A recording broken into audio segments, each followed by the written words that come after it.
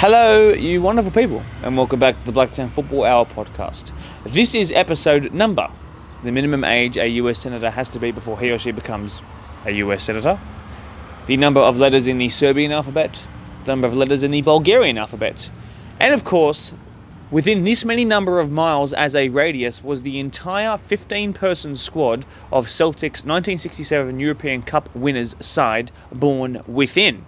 I'll give you a hint, it was against Inter Milano.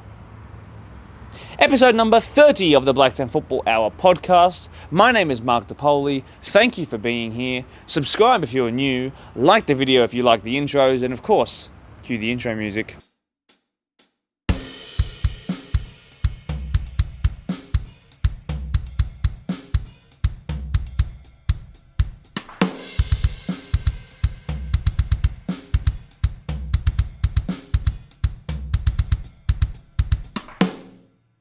The Lisbon Lions, they were dubbed after they won the European Cup, or the Champions League if you like to call it that, in Lisbon of 1967.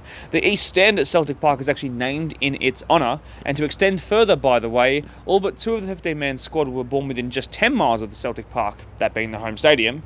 Bobby Lennox was an outlier because he was born exactly 30 miles away, but Tommy Jamel was born in Motherwell, which is 11 miles away, so really close to that 10 threshold. And Motherwell was also the first club that my FIFA Pro player got loaned to, and I first got the game in FIFA 13. So, the more you know. Welcome to the podcast, by the way. As a throwback to last week, I haven't been able to stop thinking about how that season ended in the 21-2s competition. Such a good story. Thanks again to those guys for being involved. Now, before we get to the crux of the episode, I do just have to say something. I'm personally quite content with how the podcast has gone this year. We've given you a number of episodes, really great stories, and I think we've covered pretty much all the bases. If you'd like the show to go on and on for an indefinite amount of time, you need to make this video hit 15 likes by Saturday 5 p.m, let's say. Otherwise, next week will be our last episode. I have a plan in mind for next week as a really good final wrap-up. But if you want the show to keep on going after that, help us hit 15 likes and then we'll just keep on going. I can always find more stories to tell. I just need to know if you guys want to still see them. So there's your incentive. Smash that like button. Subscribe while you're there. Anyway, as you may or may not be aware, Quakers Hill Tigers set a record this year of their own in the BDSFA Grand Final Series, getting 18 teams into the Grand Finals, winning 9 of those Grand Finals from there. I asked the club's committee to select a representative team that won their Grand Finals and to get them on the podcast. So they did. And from that, we got the 12 1's who set their own individual records in the league this year. They've got a great story to tell, and I encourage you to all tune in. But before we do any of that, I thought I'd just give a couple of little updates, right? So, first and foremost, we've almost got all of the grand final videos and footage accumulated and ready to upload, so stand by for that. That also means that the goal of the finals competition will be coming live very, very soon. And also, before we go into this, I don't know why I'm holding the mic like this. Before we go into the interview section, I just have to say, it was very windy on this day, and it did push me forward a little bit, so I do go off of the frame for a little bit, so I do humbly and deeply apologise for that. I hope you can forgive me. Luckily, the mic still worked. So once again, congratulations to the Tigers for setting the records that they did in 2023 when it comes to grand finals. This is the homage towards that. And the 12 1's tell a really good story, and you're about to see that. Let's go into it now. Quakers Hill Tigers set a BDSFA record in the Grand Final Series of 2023. 18 teams made it to Grand Finals, 9 of them won. That's exactly half. It's a very, very commendable achievement, and as a BDSFA representative, we're very, very proud of them. One of their standout teams from a standout group is their Under-12s Division 1 side, and their boys who are standing in between me and, of course, Pete Hubbard down the other end. In the regular season, 18 games, 17 wins, one of them was a draw. It was undefeated all the way through to the finals as well. They also went and scored 68 goals, conceded only 3. They had a penalty shootout, which they won, and obviously they then won their grand final. That's why they're here today in their incredible custom-made jerseys. Boys, just generally, thanks very much for being on the podcast. Really do appreciate it. Let's hope it doesn't rain on us, by the way. Peter, just to open the podcast, first of all, thanks again for you for joining as well, straight from work. But how proud are you of this squad and what they've achieved this year? Yes, firstly, thanks, Mark, for having us. Extremely proud. These boys know what I think of them. And I think, it's been a 4-year journey and a bit of a process to get them to where they are. And sort of coming from a football background, playing NPL myself, I sort of hopefully passed on a little bit of wisdom there. But, I've got a high regard to these kids, and I've got a lot of respect for them. So you mentioned there the 4-year journey. So let's talk about that sort of progression over the last 4 years. How many, maybe like 90% or 90+% have been with this squad from the very start? And How'd you kind of come together? I guess, I took them in the first year was the 9's. There's a bit of COVID in there, but I'd say 80% that are standing here now were in that first team where I took them over. And, they might not have understood it at the time, but, even at 9 years old, we were playing out of the back. Raff, keeper, he wasn't kicking the ball. Everything was about short and passing. And I said, don't worry about scores now and results. I said, just wait till it's competitive football and we'll see what happens. And, here we are today. Fantastic. There you go. Now let's ask the first question to the players. I want to know, across those 4 years, maybe someone who's been there, who's been here the whole time, would you say this is probably the most successful you guys have been? Who's willing to give us an answer? If you could just pass them the mic. Yeah. I think this is like our best year with all the boys. Like last year, our rivalry with Glenwood. Yeah. I don't know what to say. Really good. What was your name, by the way? Daniel. Nice to meet you, Daniel. Peter, we'll go back to you now. So you've got a really young squad, obviously. We've had the 12s and 14s on already this year from Polonia and Tigers as well, that State Cup team from the 14s. You're the third sort of really young team that we've had on above Mini Roos level. So I've always stressed the importance on this podcast of a coach who's not only a good footballing brain, but is also a very good role model. So how do you sort of see yourself as a role model in that way, and what's the kind of influence you'd like to say that you've had? I think, again, I just take it back to, I went through the NPL system for 20 years, so that was a really important part. I had some really good coaches, so when I stopped playing, I didn't actually want to coach. I said, no, I'm not doing it, just because there's a lot of politics involved. Just want to be a parent, just want to go and watch my son play, and I'm not doing it. But sort of Dad broke me in, but now I wouldn't have it any other way. But I think with the football we play, and each week, there are life lessons in what we do, and that's what I hope to install in. That, it's not just about winning games, because I don't actually talk about winning. It's just about the way that they treat each other, respect, and referees. And, they know we've got some firm but fair rules, but they can't talk to a referee. And if they do, it's all about equal game time. They will come off. And none of them have done it, thankfully. But, I think hopefully there is an impact there with some life lessons. But I think football and work for me go hand in hand. They're the same, so it doesn't matter what level. I think, some life skills hopefully in the next few years will, set them on their way on their next journey of after school work. Fantastic. That's really good to hear. Let's pass it to one of the players now. We're going to talk about the training session. So, however you'd like to phrase it, what do you guys do in training? How often do you train? Do you play games? Do you work on your ball skills? What do you guys do? Who's going to give us an answer? Put your hand up. We'll give you the mic. Oh, is it? Yeah. Go on. We normally train twice a week, but sometimes once a week. We always start with our warm-up, either around the field or just doing passing drills, and then we go into shooting and ending with a game. Anyone want to add to that? Well, sounds good? Sounds good? Excellent. Pete, we'll go back to you. Just to expand on that a little bit, how do you balance a fun training session with one that develops them? How do you balance, a game at the end with a proper warm-up at the start? How do you go about that? Well, for me, it's just everything's planned, and from the first drill to the last drill, everything's set out. But everything's for the ball. There's no running without a ball with them. So for me at this age, it's just about consecutive passes, so 10-metre passes. Not doing too much. We're doing 6 or 7 passes to confuse them, but there is basically everything's just about possession and keeping the ball. And when they lose the ball, what do they do and how they react? So it's been very simple, but why they develop, I think it's effective. Well, it's obviously translated to on the pitch on game day, and of course in training as well. Let's see if it translates on the microphone on the podcast. How do you guys, as players, define the way you guys play? So when you're all out there on the pitch, what's your play style? Tiki-taka, I like that. Here you go. You want to expand on that? Tell me more. So usually we would play our way out of trouble. We're not really like a long ball sort of team. If we're in trouble, we stay composed, calm, and play passes up the field and cross it in, hopefully score a goal. What about the wingers in this team? Who's the wingers on the team? Let's get the microphone down to you guys. What's your job in the team? We're all defenders. We just play wide, play the ball, shoot, score. We do all this stuff. And you? Well, mostly we love to play it out wide to just get into the box for somebody to get a body or leg or anything onto it. Yeah, that's just really it. Let's talk now, Pete, about the path on which you had to take to get to the records that you guys have broken this year. Now, it took you 5 games to concede your first goal, which is amazing.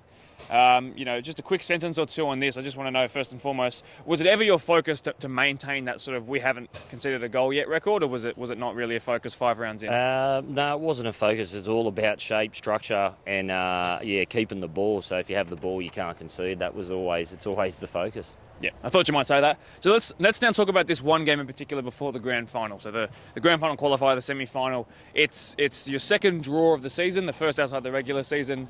It's with Glenwood. It's 0-0. It's a stalemate throughout the entire duration of regular and extra time. And then it goes to penalties, which goes 3-0 your way. So, firstly, talk me through that game. But I want you to start with: did you guys practice penalties that week leading in? Absolutely, we did, didn't we? So it showed. And I'm glad we did, because if we took penalties on the Tuesday night and took that into the game, we wouldn't have scored one. So, we definitely practiced them. And, I'm big on preparation. So, the kickers were picked out. I just, the way that they did it at training, I just said, basically, don't change your mind. I don't care if the keeper stands on the left. You go on left, kick it left. Because you get to that spot and change your mind, that's the worst thing you can do. So, everything was planned, and I think the boys were very nervous when it come penalties. If you're one of the 3 guys that scored a penalty, put your hand up. Who was that? 1, 2. Who was the third one? Yule's not here, so he's not here. Okay, yeah. He's not here. He's quite smart. Let's also now talk about the actual grand final themselves. So one of the players, again, I'll get you to jump on the microphone. When that final whistle went, yes, you were 4-0 up. It wasn't really close come the final whistle, but when it did go and you realised that you guys were champions, what was the feeling? Were you guys really happy? Did you feel like it was the amalgamation of a lot of hard work? What was it for you guys? What was that feeling? It was good together as a team. We worked really hard. Training really paid off, and yeah. Very good, very, very good. Anybody want to expand on that? Maybe down that end. For example, where did you guys run when the final whistle went? Did you go right to parents? Did you guys go to each other? What was the method? Huddled up. Huddled up seems to be the common answer. Very, very good. Pete, there's Champion and Champions next year. That's when it officially opens for you guys. I'm sure that's just one branch or one sort of off-brand of what you guys want to achieve over the next couple of years. But what's the end goal with this group? Where do you guys want to end up in a couple of years from now? I honestly thought that some of them would go in and play a bit of NPL, but after the game, I sort of got swamped with a couple of clubs there, and none of them want to actually do it. So for me, I think there's a state cup, and I'll take them as far as they want to go, I guess. But I think a big goal for the kids will be champions of champions. That's for sure. So. One final question to the players is just about what you might have learnt this year. If you can try and keep it to this year, I know some of you have been here for a long time, but what's something you might have learnt in football or learnt outside of football that you take with you in your lives? What's I know that's a hard question, but I think, boys, I want to help you answer this. What would I ask you before every game? What was the one question I would ask? No. So if we're not making mistakes, we're not learning. So hopefully you should take that out of football as well. That was always the message, wasn't it? So make as many mistakes as you like, make 1,000 of them. It's just what you do after it. So very good indeed. Very last question. Actually, maybe I'll actually ask you as well, your reflection on this year. Obviously, they've all said it's the best year in terms of how they felt, and obviously the stats back that up. But what about you from a coaching perspective? What have you sort of learned from this year? I think they're right. I think the 3 years of turning the ball over, maybe giving away cheap goals, really come out. And this year it stood out for me as being their best year. There'd be times where we have 12 and 13 passes consecutive and go from one end to the other and score. For me, that was just that was the reward. I think this year's been outstanding. Fantastic. 12, 13 passes before a goal. That's pretty impressive. Everybody just do me a favour and take a quick step back. I want to make sure that we're not out of frame. Fantastic. Very last question is just about the fact that Tigers and their committee specifically chose this 12 1's team to be here and represent there 18 teams that made grand finals. Obviously, you had to be one of the winners. You guys were. What does it mean to be sort of that representative here today? What does that sort of mean to you about knowing that they're looking out for you guys and they think really good things about you? Yeah, honestly, I think, Mark and Shane, they run an unbelievable club, and I'm extremely honoured and humbled for them, I guess, to choose this team. I think they thoroughly deserve it. And it's a big club, Quakers Hill Tigers, and I can honestly say that they run a very good ship. And I've played at some NPL clubs, and they run a better club there than some NPL clubs. They're so organised, and that committee, they give up so much time, for free. And then for them to, I guess, pick this team as someone that should be down here doing this, it's extremely humbling for sure. Maybe one more final thing as well. Who scored in the grand final, by the way? Why don't you talk me through your goals? I'd love to hear about all of them. Let's just talk through them quickly. 1 or 2 sentences. Tell me about your goal. Tell the audience. I had to take a penalty. Coach said, Isaac, go up and do it. So I thought, oh, here we go. Let's try to get this in. And then my teammate Yul said to me before, you got your spot? And I said, yeah. And then I picked my spot. I already had it in my mind, and I just shot it and got it in. Very good. Next. Well, I was running down the right-hand side, which I don't usually play, and then one of my teammates, who actually scored, played me through, and I just slotted it to the bottom left, and it just went in. So I was, I think, outside the box, and it was someone passed it back to me.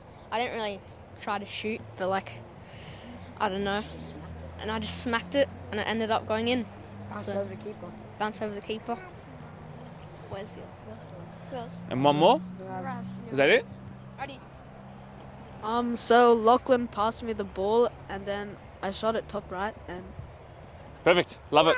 To the 12 1's, it's been a pleasure to be able to watch the scoreboard and the points that you've racked up across 2023 go up by 3 almost every single week. It's a testament to what you guys do. All of your parents that have brought you here at 5:45 p.m. on a random Wednesday, 3 weeks post the season, shows what kind of an environment that you're building here, and I think it's really good, and you guys have got something good for the next couple of years to come. Certainly, you're capable of whatever you want.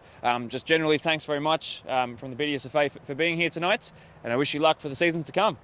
Thanks for having us, Mark. What an inspiring little team. They spoke so well, didn't they? Every single one of the team members, bar one, was there. All their parents were there to help support them. And considering that we've been done with the season for so long now, the fact that they were still willing to be involved and come on the podcast is really awesome. Great testament to the quality of person in that team. If you think about the fact that some of the mini Roos teams that I interview on Saturday mornings all throughout the season are only between 5 and sort of 11 years old, it's pretty impressive considering that those guys are only 12 and 13. They spoke really, really well, and they get football really, really well too. Now, just as a reminder before we wrap up, I want to remind you just quickly that if you want the Black and Football Hour podcast to keep going on for episode 31 and 32 and beyond, you need to hit 15 likes as soon as possible. Before we do fully end the episode, though, I just want to do a little bit of a broader context throw out to the English Premier League and Angelos Postecoglou. Have you ever heard of him? Bossing it right now on the world's biggest stage. Congratulations to you, to the man who made me rethink how the Socceroos should and were capable of playing football. I can't think of anything better than seeing him succeed right now. I just thought I wanted to mention that. So, off the back of that, hit like for Ange Ball, hit like if you want to see more episodes of the Black and Football Hour podcast. My name is Mark DePoli. Thank you as always for getting to this point of the episode. Congrats again to the Tigers 12-1, specifically the Tigers overall, for doing some great things in terms of their achievements this year when it comes to the Grand Finals series. And subscribe. Like I said, just subscribe. Just do it. Just do it. Cue the outro music.